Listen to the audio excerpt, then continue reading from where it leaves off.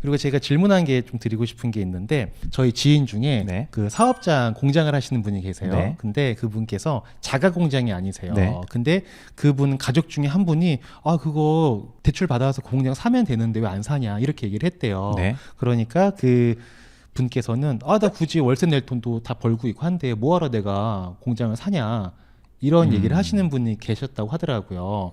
대표님이 보시기에는 뭐 사람의 생각은 다 다를 수 있는 그럼요. 건데 네. 어떻게 좀 보이세요? 사실은 우리 중소기업들이 생존 혹은 성장을 위해서 거의 필수적으로 하셔야 되는 것 중에 하나가 자가사업장입니다. 자가사업장 필수. 네, 네. 왜냐하면 중소기업들이 그냥 생산활동을 해서 수익 구조를 내는 건 대외 변수가 너무 많으세요. 네. 네, 그래서 우리 사업 오래 하신 분들 보면은 먹고 사는 문제를 해결하는 수준에서 멈추는 분들이 사실은 많습니다. 그러니까 당장 1차원적으로 먹고 사는 문제를 해결했으니까 문제가 없어 보이지만 이 경제활동이라는 게 상대적인 거여서 네. 저희가 일산 장항동에서 지금 재훈이랑 올해 계속 활동을 하고 개척을 하고 있는데요. 업체 사장님들 만나면은 지금 한 15년 정도 활동을 하니까 15년 전엔 둘이 친구였는데 네. 한 분은 허리가 굽어서 혼자서 아직도 기계를 돌리시면서 먹고 살만해 하고 계시고요. 네. 어떤 분들은 아들들이 나와서 직원들을 부리고 있어요. 아들이 와서 하는 게 아니고 아들이 직원을 부리고 있다. 그렇죠. 어떤 엄청난 분들은 차이 나네요. 기계를 닦으면서 야 우리 기계 아직도 쌩쌩해 이러고 계시고요. 네. 어떤 분들은 그 자기가 쓰던 공장을 매입하셔서 네. 월세를 받으면서 남는 시간에 기계를 네 굴리시는 분들이 있습니다. 그냥 좋다 듣기만 해도. 그렇죠. 네. 우리가 자본주의 시대에 살다 보니까 뭐 투기해라 이런 개념은 아니고요. 그냥 인플레이션이라는 것의 자산 가치를 편승시킨다는 개념에서 네. 내가 월세 10년 내면 착한 임대인이죠. 그렇죠. 근데 우리나라 구조적으로 월세 낼 돈이면 대출 원리금을 갚을 수 있는 구조가 나오거든요. 네. 네, 그래서 자가사업장을 마련해서 사업을 하시면 내가 열심히 일하고 나서 내 퇴직금은 이 땅이 해주는 역할이 되지만 우리 대부분의 중소기업들이 자기 퇴직금 못 챙기세요. 맞아요. 자영업자분들은 퇴직금이 없으시니까 네, 그냥 따로 챙겨야 먹고 되는데. 살았던 것으로 위안을 삼는 분들이 많은데 네. 저희가 최근에 만나서 상담했던 분들 중에 대표님 한 분이 그 모임에서 그 얘기를 해주시더라고요. 야, 이 대표 중소기업 사장들한테 너 제일 큰 리스크가 뭔 줄 알아? 뭘까요? 뭐 수고 만드는 거? 아니야. 그거 한 번은 막을 수 있어. 못 막는 게 하나 있어. 뭔데요? 애들이 시집장가 가는 거. 목돈 들어가는 거구나. 먹고 사는 건 해결할 수 있는데 목돈은 못 만들어요. 그럼 그 목돈을 어떻게 만들까요? 갑자기. 그렇죠. 못 만들죠. 갑자기 어디서 만들까요? 자산도 없는데. 갑자기 내가 돈 더 많이 벌어서 목돈 만들어서 애들 주고 싶다고 일감 막 들어올 것도 아니고. 그렇죠. 생산 능력이 갑자기 커지는 것도 아니고. 그렇죠. 그렇네요. 네. 이금융이나 사금융 가서 돈을 빌리세요. 대출을 받게 되시는. 네. 그제서야. 대한민국 사업하는 분들이 이금융 가서 대출을 이자는 좀 비싸도 네. 받을 수 있는 길들이 훨씬 더 많고 쉬우니까 급한 급한 대로 이제 이금융에 가서 대출을 받으십니다. 그러면 시집장가 가는 자식들 손에 몇 천만 원은 쥐어줄 수 있는데 네. 그 몇 천만 원을 갚기 위해서 허리가 휘는 남은 여생을 보내게 되시죠. 그렇죠. 네, 그나마도 결국 다 갚으면 다행인데 올해처럼 예상치 못한 코로나가 터지고요. 예상치 못한 불경기가 터지고요. 예상치 못한 무역 분쟁이 생기면 네. 결국은 신용상 문제가 되거나 그렇죠. 회생 파산하시는 분들이 많아집니다. 맞아요. 네, 별거 아닌 것 같지만 먹고 사는 문제가 사업하시는 분들의 목표가 돼서는 안 된다라는 거죠. 맞아요. 먹고 사는 것뿐만 아니라 어느 정도 부의 확장도 그럼요. 꾀할 수 있는 위치에 있는 분들이 많잖아요. 그럼요. 그래서 네. 저희 그냥 공장 하시는 사장님들한테 굉장히 저희가 잔소리 많이 합니다. 기관에서 우리 기업들한테 싸게 길게 많이 돈을 빌려준다고 합니다. 네. 이번에 중소기업 지원예산 편성된 거 봤더니 뭐 한 11조 정도 되는데요. 네. 구조가 융자더라고요. 네, 그러니까 대한민국에서 성실하게 세금 내는 분들이 그래도 좀 맘 편히 받을 수 있는 정책 지원제라는 게 융자예요. 네. 세금 내고 융자 받을래? 아니면 세금만 낼래? 세금 내고 융자도 받을래요. 그렇죠. 네. 융자를 받아서 그 융자를 받은 걸 맛있는 거 사 먹고 돈 써버리면 갚을만 남으니까 힘들어져요. 그렇죠. 그래서 우리나라에서 외상이면 소도 잡는다는 말을 듣고 하죠. 그래서 네. 부채를 우리가 늘 하는 말이지만 자산으로 생각해서 돈을 빌려서 그걸 우리 사업용 자산을 구축하는데 시드머니로 네.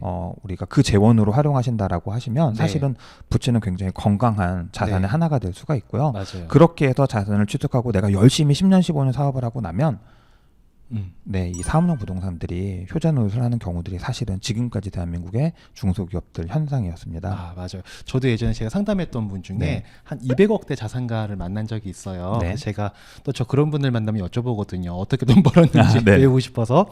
근데 그분은 약간 동네에 약간 규모 있는 마트를 하신 거예요. 근데 그분이 마트를 한 20년을 하셨다고 합니다. 네. 근데 20년을 하면서 마트를 해서 돈을 번 게 아닌 거고, 마트 할 때 그냥 쫓겨다니기 싫으니까 마트 땅을 사서, 처음에는 외지였던 건데 외지로 보이는 약간 외곽이었는데 땅 사서 장사하다 보니까 땅값 올라서 팔고 옆에 가고, 거기 또 그렇죠. 땅값 네네. 올라서 옆에 가서 팔고, 이렇게 한 3번 옮겼대요. 네. 그랬더니 어느 순간 이제 자기도 이제 국세청의 감시 대상이 됐다. 맞습니다. 이런 얘기를 하시더라고요. 네. 사실은 그게 지금까지 대한민국에서 부를 형성했던 분들의 많은 네. 정형화된 모델들이었고요.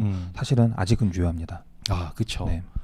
그 앞으로도 이제 자가 공장이 아닌, 그러니까 임대에 들어가서 하시는 분들께서 자가 공장으로 바꾸는 목표만 좀 세우셔도 그럼요. 방향성이 굉장히 나아질 수 있지 않나. 그럼요. 그러니까 저희도 많이 말씀드리는 게 처음에 그런 계획을 세우시고 포부를 밝히시면 차근차근 만들어갈 수 있습니다.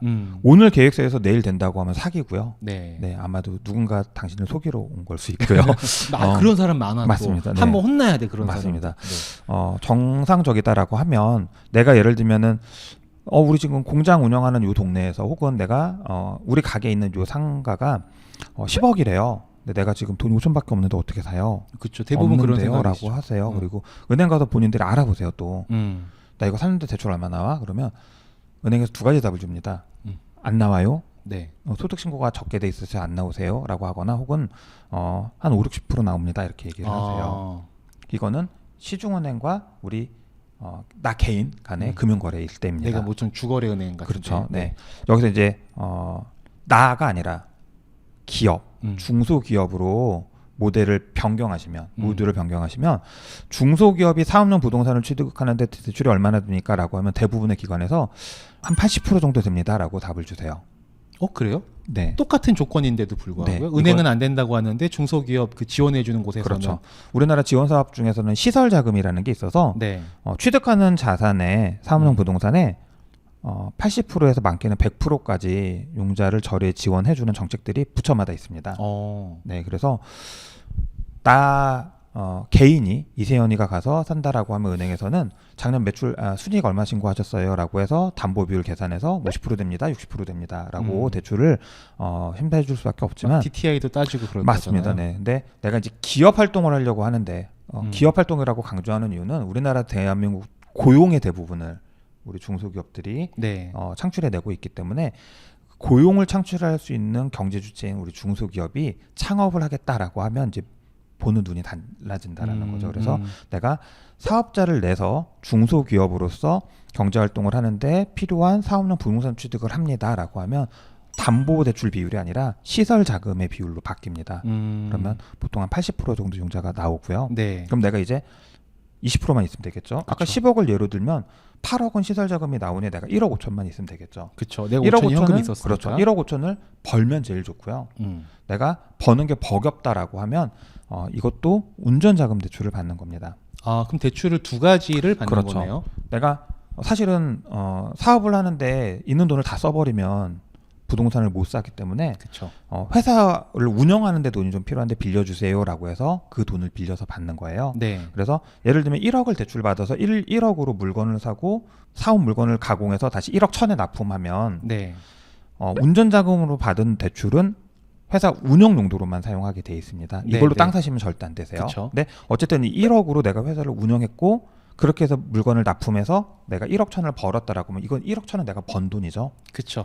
이거는 이제 땅 사는 데 쓰셔도 되죠. 그러니까 이런 거죠. 내가 우리 회사가 원래는 이렇게 하면 한 1억을 벌어. 네. 1억을 버는데 1억 번 돈을 가지고 땅 사는 데는 못 쓰는 거죠. 그렇죠. 왜냐면 회사를 운영해야 되니까요. 네. 근데 난 1억이 있는 상태이지만 정부로부터 운전자금을 대출을 받은 거죠. 네. 그럼 나는 내가 번 돈 1억이 있고 받은 빌린 돈 1억이 있으니까 내가 번 돈 1억은 땅 사는 데 써도 되는 거죠. 그럼요. 네.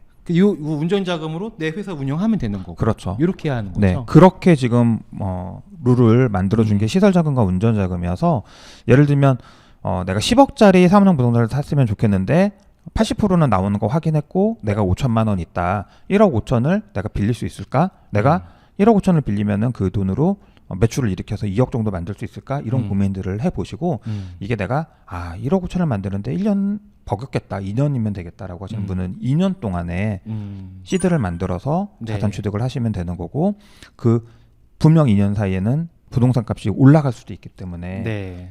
조금 더 많은 예산을 준비하셔야겠죠. 그렇죠. 이렇게 계획을 세우고 한 발 한 발 나가시면 대부분 생각했던 안 기간 했던 것보다는 좋겠죠. 그러면 생각했던 기간보다 훨씬 짧은 시간에 자가 부동산들을 많이 취득하시고요.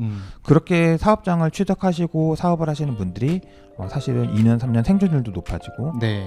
5년, 10년 후에 경제적인 성과도 사업용 부동산을 갖지 못한 분들에 비해서 훨씬 더 높더라는 거죠. 그렇죠.